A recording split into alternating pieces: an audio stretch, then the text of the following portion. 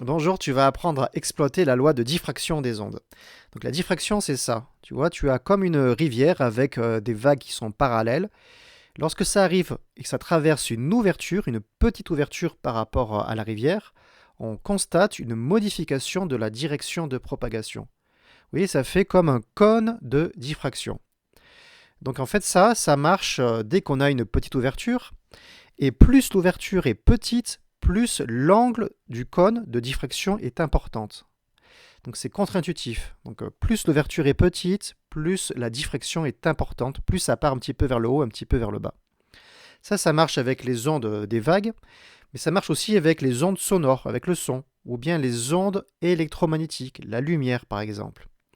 Donc ici, on a un laser qui passe par une fente de largeur A, donc A la largeur de la fente, et on constate ce phénomène de diffraction avec θ. Ici, vous voyez, θ, c'est l'angle caractéristique de diffraction. Attention, θ, vous voyez, c'est que la moitié du cône.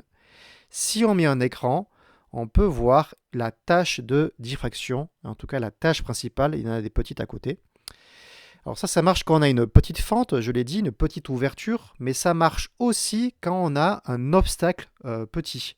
Si on mettait ici un petit obstacle, très fin, on aurait exactement le même phénomène de diffraction.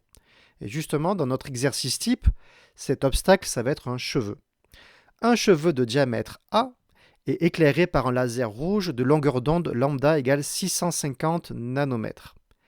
L'écart angulaire, c'est-à-dire l'angle caractéristique de diffraction, c'est notre façon de l'appeler, cet angle, il vaut θ égale 0,45 degrés. La question, c'est calculer le diamètre A de ce cheveu. Donc là, il y a une loi de diffraction à connaître par cœur.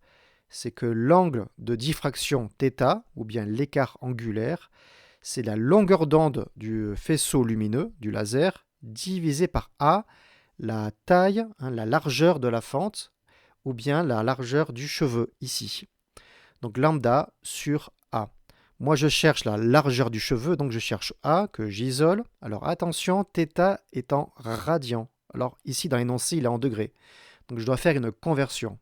Moi, je sais que 180 degrés, c'est pi radian. Donc 0,45 degrés, c'est θ radian. Donc θ égale 0,45 fois pi divisé par 180. Ça me donne un angle θ, un angle de diffraction de 7,9 10-3 radians.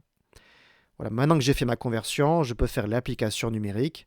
Donc c'est bien 650 nanomètres 10-9 divisé par mon angle de diffraction en radians.